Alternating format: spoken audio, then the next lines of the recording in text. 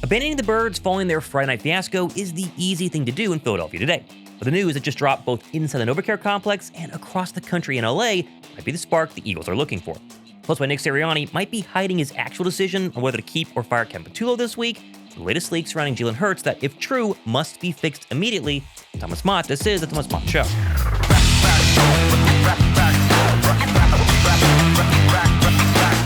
Philadelphia just had one of those no good, very bad, horrible weeks last week that has everybody in the city of brotherly love abandoning ship, or at least on the edge.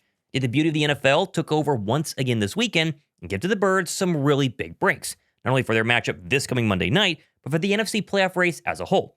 At least as long as Nick Sirianni, Kevin Patullo, and Jalen Hurts actually figure out what's wrong with the current offense. First, though, the winner of the Brian Jordan Spector art piece is announced at the end of today's video, so watch to the end to see if you won. Oh, and Jordan Spector told me to tell you guys he's having his biggest sale of the year today until the end of today. 30% off Cyber Monday sale. I'll link it down below. Get his art pieces right now. Plus, we just hit 10,000 subs, so the Philly Dog signed helmet giving away very, very soon. So drop a like. Why don't you comment dogs down below in the comment section to make sure you're entered. Now, the biggest Eagle news of the day actually happened yesterday in LA. The very field Philadelphia will travel to 1 week from Monday night. As in the first quarter of the Chargers' win over the Raiders, Justin Herbert suffered a shot right here on this play to his left hand, which now, as of today, officially caused a broken bone in said left hand, will require surgery on Monday afternoon. Let me stop you right there. It is surgery. It's going to happen on Monday afternoon. But just because he's having surgery does not mean he's been officially ruled out for the Eagles game next Monday night. As for what it's worth, Herbert told reporters after the game, before surgery, that he will prepare to play this week as if he is going to play. The injury is to his non-throwing hand, so technically there's a chance. Trey Lance is the current backup with the Los Angeles Chargers, and yet if Herbert actually plays with the broken hand on Monday night, it might be a very big break for the Birds. And here's why. Grip strength is the biggest hurdle for Herbo this weekend, particularly in crowded pockets with players around him. Looking at you, Jalen Phillips, need to get some sacks, but especially, here's the key factor, when it comes to running plays from under center. As before Herbert actually exited Sunday's game to get x-rays on said hand, LA ran exclusively out of the shotgun to protect the injured hand. And now it's likely that Vic Fangio can expect the Chargers to almost exclusively run out of shotgun on Monday night. For a team like Los Angeles who wants to run a ton of jumbo formations and run the ball from under center, means the offense could be severely limited or at best predictable versus Philadelphia. And the big factor in the Chargers' most recent loss, that was 35-6 versus the Jacksonville Jaguars, LA was completely unable to run the football, where they had just 16 carries for 42 yards on the ground. If they can't run, or if it's at least predictable out of shotgun when they do, again, big break for Philadelphia. This is some big news. Now, of course, time will tell. This will be a fluid thing to monitor as the days really go by up until Monday night. The surgery happens Monday afternoon. Probably by the time you've watched this video, then he has to recover. The swelling has to go down. They have to go ahead and look at it, probably x-ray again. We're not going to officially know Herbert's status until probably Thursday or Friday, so subscribe, stay tuned. I think he's going to play, but again, he's going to be very, very limited. Now, flying back to Philadelphia, and we did get some positive news right before kickoff on Friday that Lane Johnson, according to the NFL Network, is targeting December 14th Sunday home matchup against the Raiders as his official timeline to return from said foot injury, which feels honestly really fast. I mean, when Lane Johnson went down, all of us, including myself, said, wait, hold him out until playoffs. My only hope is that they're not going to rush him back here because you don't really need him versus the Raiders. But whenever he does come back, the 14th or later, getting back their best offensive leader, at least at a time when Philadelphia's offense is in kind of a crisis situation, is definitely a huge break. Lane, we need you back. Hopefully you'll be back to 100%. And maybe, just maybe, he's a missing piece that can start to get the Eagle offensive line looking like the 2024 version. One minor addition to the offense that actually happened this morning was the signing of wide receiver Terrace Marshall Jr. to the practice squad to fill Britton Covey's place since technically he's now on the active roster. Obviously, I know, not a big move, but I report the news, and guess what? There's news here, and right now we can all have a nice little flashback to early July when everybody was raving about Marshall to start training camp until he did nothing. The other big bit of news, though, that everyone seemed to miss from a couple of days ago was actually the Athletic linking former Giants head coach Brian Daboll to the Eagles' offensive coordinator job, saying, quote, Daboll is a football fanatic who knows the business, and he's not done. He wants to coach again, but have to be in the right situation in a spot that feels like the right fit. Someone floated the idea of him as a future offensive coordinator for the Eagles or Texans. It's all just fun fodder for now. There's no doubt he'll be back. Now, of course, this article is focused on the future OC edition of Brian Daboll, aka this spring. Yet, there have been many Eagle fans wondering, especially in my comment section, if he could maybe become an offensive consultant before the season is over in Philadelphia. Well, first up, I'll say no, unlikely, but there is technically precedent, as the Birds back in 2022, you know this, brought Vic Fangio in as a defensive consultant during their Super Bowl run before eventually getting him back to Philadelphia as the official DC 2 years later. Trying Daboll now could at least be some sort of dress rehearsal to see how he meshes with Jalen Hurts and Nick Sirianni and the rest of the Philly culture. And while, of course, he flamed out in New York, wasn't good, Daboll is still considered a very bright offensive mind and the genius behind guys like Josh Allen, and perhaps could be one of many former head coaches who are much better suited as a coordinator rather than a head coach. Again, nothing has happened, at least as of yet, but I've seen your comments. I know you guys thought this would be interesting. We'll see. Let me know about Daboll down below. Still, though, I can actually look into the future and guess your comments that's happening right now down below me. You're saying, Thomas, it doesn't matter if Herbert plays. It doesn't matter if Lane Johnson plays because this offense and this team is going nowhere as long as Kevin Patullo is still their OC. To which I'm not actually going to argue. You guys know I don't like KP either, but the reality is, at least as of this morning, Monday morning, he is staying as the play caller in Philadelphia for at least one more game. As of right now, Patullo, he's not been demoted, he's not been fired, despite what the road sign on Patterson Avenue displayed to commuters earlier this morning. Whoever did this, thumbs up, that's pretty funny. What I did find kind of interesting today, though, was Adam Schefter dropping a mini hint on the Pat McAfee show that Nick Sirianni might become more involved in the offensive play calling going forward. Nick Sirianni probably has to get a little bit more involved in the offense. The offensive line's got to play better. There's probably a combination of factors, but Nick Sirianni said they're not planning to do anything like that, D-Bud. First, do we actually want Nick Sirianni's input in this offense? That's a very valid question. Flashback to 2021, at least early that season, pre-Shane Steichen, a little iffy. But of course, do not go down a deep rabbit hole here. I'll at least say, could it get much worse than it currently is? I think in reality, this is Schefter saying Sirianni could take over, I don't know, some more meetings, some more play design, some more game prep, maybe some play calls, who knows? It could somewhat be a closet demotion of KP, but again, this is speculation, nothing officially in the news as of yet.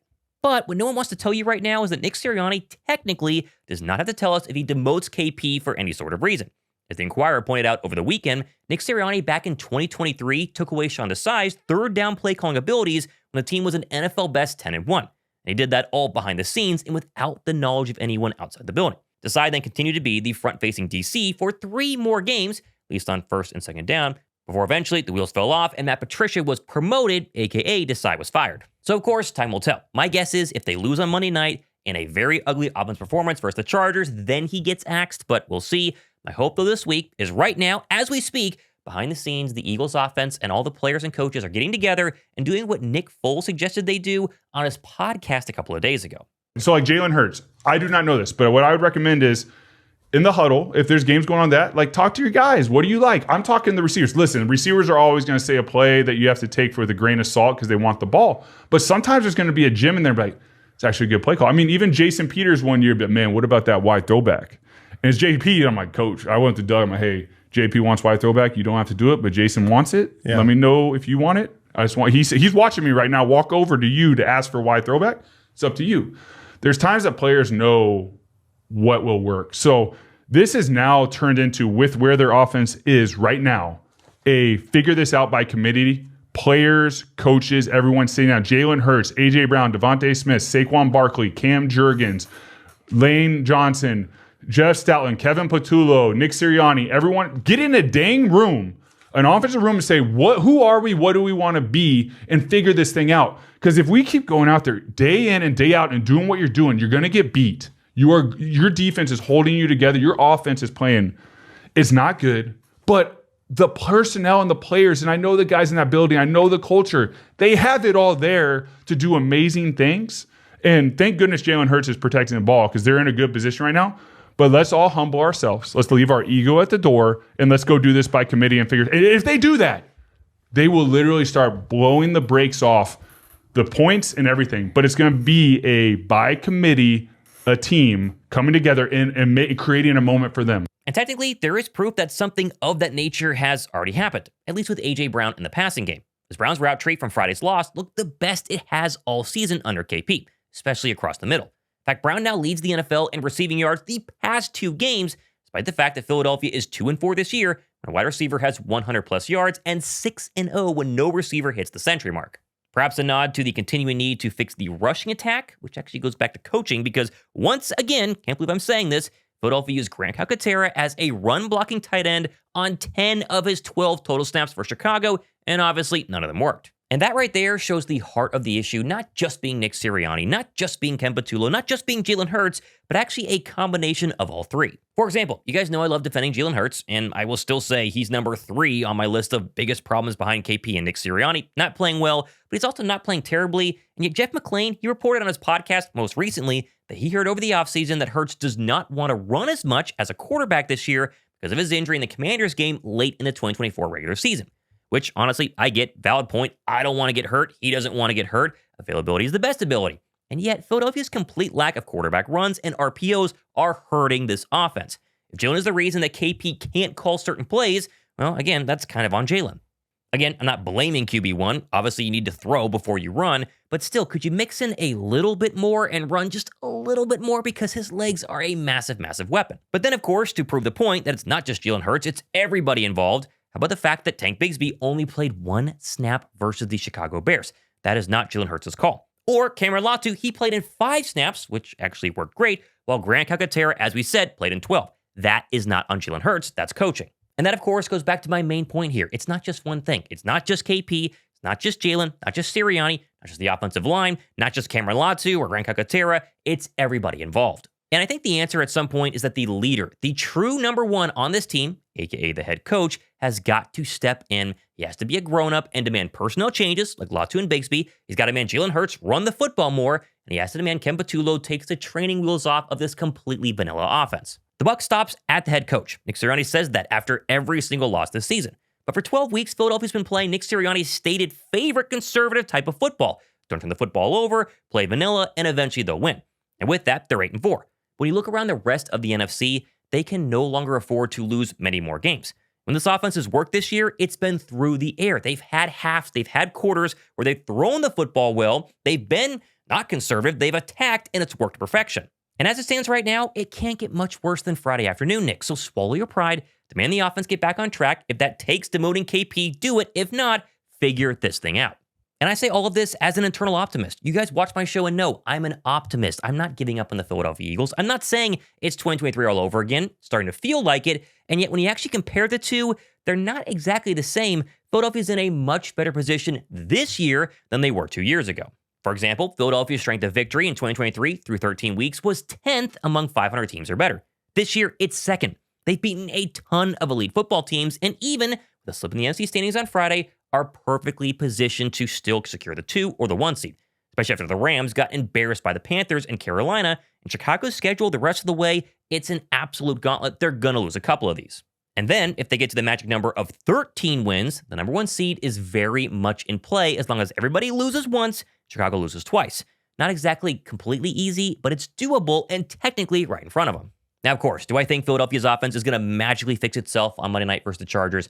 No, I said that for weeks now. It's not, and I think what we see is what we're going to get. But they can get rid of pre-snap penalties. If they can figure out how to block up front a little bit better, you can go from a bottom 3, really 28th ranked offense in the National Football League to the 20th or the 17th or the 16th. Middle of the pack mediocrity would go a long way for the Birds. And again, if they can just get to that point, the final 5 games are set up beautifully for Philadelphia. I mean, come on. You have an injured Justin Herbert, followed by the worst offense in football, not named Tennessee, or maybe the Eagles, and then the playing for nothing Commanders, followed by the AFC version of the Eagles and Buffalo, followed by a playing for nothing Commanders in Week 18.